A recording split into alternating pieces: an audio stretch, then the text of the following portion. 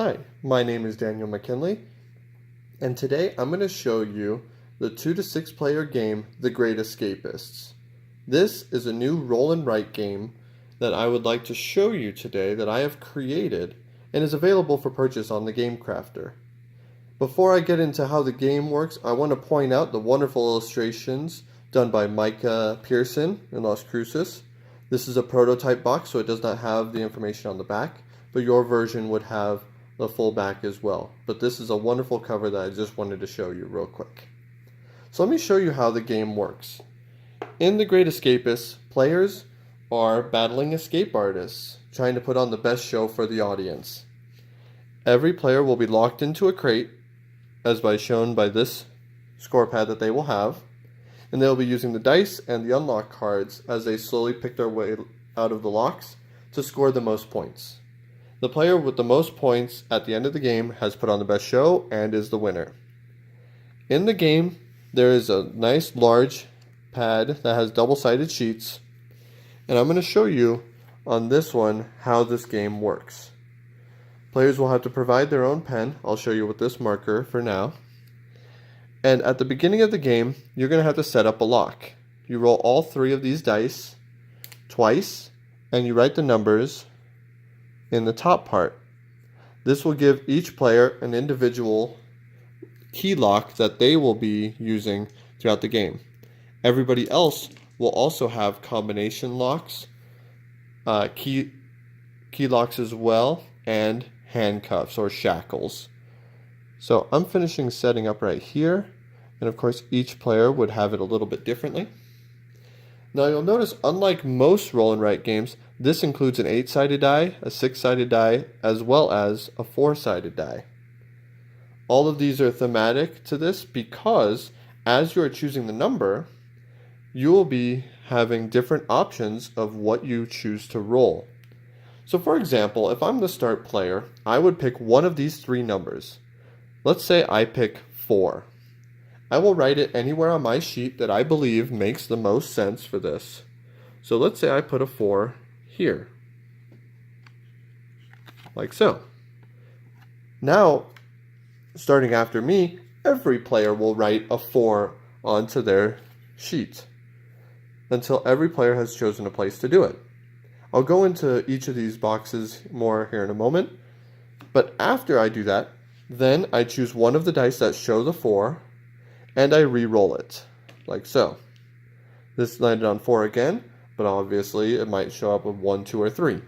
If I were to re-roll the 6 instead, it might have shown any other number, up to a 6. This continues until all players have filled in their sheets, and then you'll score points. Unlike most roll and writes, this one has a pretty free form. For example, this one has a unique code that you have to fulfill. If you get all 6 of these numbers, you'll score 3 points for the end of the game. These locks have increasing difficulty, so the more points they're worth, the more numbers that'll have to be the same listed here. The shackles, you'll notice the first one equals the second 2 numbers added together, and these 2 have to equal the same sum. Each one of those is worth 2 points.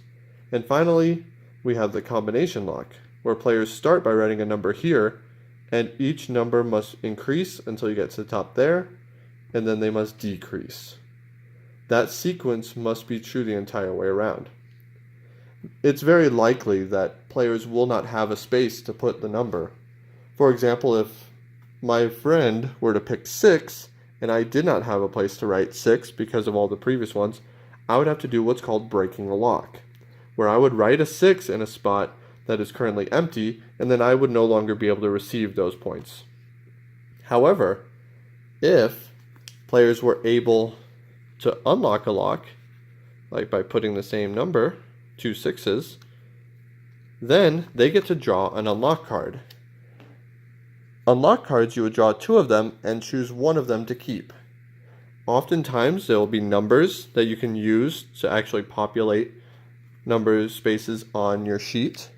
Sometimes they will be worth victory points at the end of the game, and sometimes they will be worth abilities that you can discard to use the ability at any time.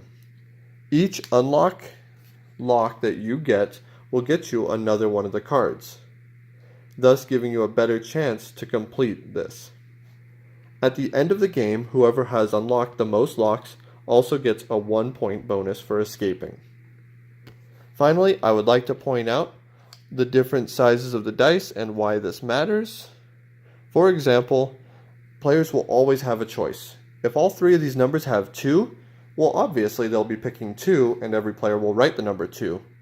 But do they push their luck and try and go for a 7 or 8 or have better chances of higher numbers?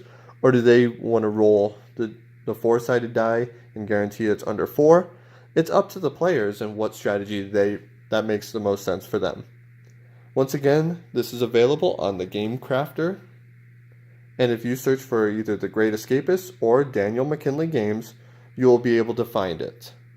So if you have any questions, please feel free to contact me through my Facebook page, but I appreciate you checking out how to play The Great Escapists. And thanks for watching.